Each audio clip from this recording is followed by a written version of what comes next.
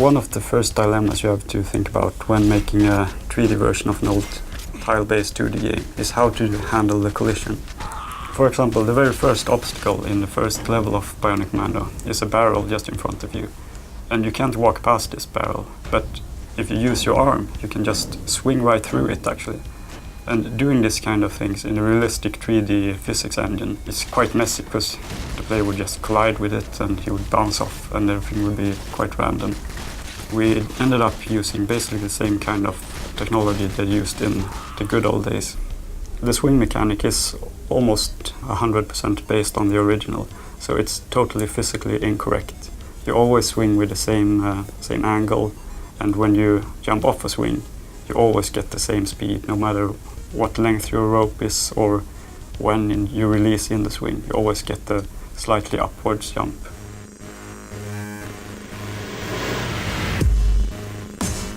Everybody gets really excited when you talk about weapons or working on weapons for a game. It's been a lot of fun with these weapons because, again, Jakob, our concept artist and art director, designed really unique weaponry.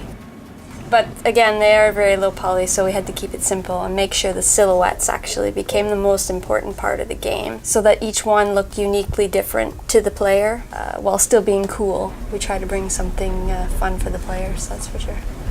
The weapons in the original game, they weren't that well balanced. On area 5, which is probably like the third area that you clear, you get the rocket launcher, and then you use that for the rest of the game, except for the areas where you have to use another weapon. You can only, in the original, you can only bring one weapon into an area, and then you're stuck with that weapon. So we wanted to balance that out, make all the weapons useful in some way, always, and also encourage the player to use more, different weapons. So you bring all the weapons at all times. You have all the weapons with you. You can switch weapons at any time. Different weapons are effective against different enemies. Some weapons are, not effective at all, and then you need to switch to another type of weapon to take that enemy out. So there's a tactical aspect to the game that we've added that wasn't in the original game. One thing with the original that was interesting was the dialogue with the bosses. When you enter a boss room, you see this small communication between the boss and Spencer, although he never replies. The boss says something, it's a monologue where the boss says something humiliating. That's something that we felt being really had a lot of potential, that we wanted to develop into a more element that could, bring some more attitude and kind of highlight who Spencer is. And then our producer from within Capcom, Ben Judd, came with the idea that we could have some artists from within Capcom do the comic panels. They actually managed to get Toshiaki Mori, which is this really talented artist. Yeah, illustrator artist. Quite well known. Yeah, I did the sketches for the comic panels, posing the characters in dramatic poses, really trying to get some sort of manic expressions. Yeah, really over the edge kind of expressions. And Mori-san did the renders, the fully rendered illustrations, which are shown in game and are incredible. In addition to the fact that you can play the single-player campaign by yourself, you can also play it together with a friend.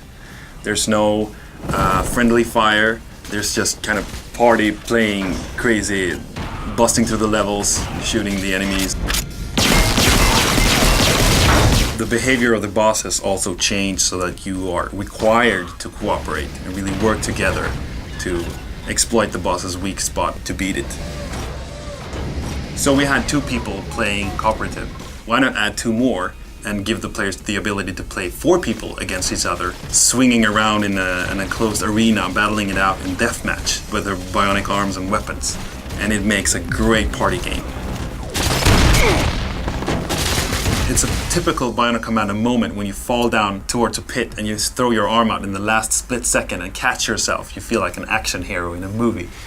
And we built a multiplayer mode on top of, that entire aspect of the game. Don't touch the floor is what it's called. The only thing that kills people is the bottom. You won't kill your opponents with your weapon, but you can push them around and try to make them fall over the edges of the platforms. Our love for the original game is something that we really adore the original, and to be able to work on the remake for this great game is really good. It feels like a great honor. Yeah, we had a blast making the game, and I think that really shows in Bionic Commando Rearmed. And what I feel is the most fun is that we get the chance to reintroduce the game to mankind. No, to the people that didn't play the original game and maybe, wasn't even born when the original came out. So That feels good. that feels good.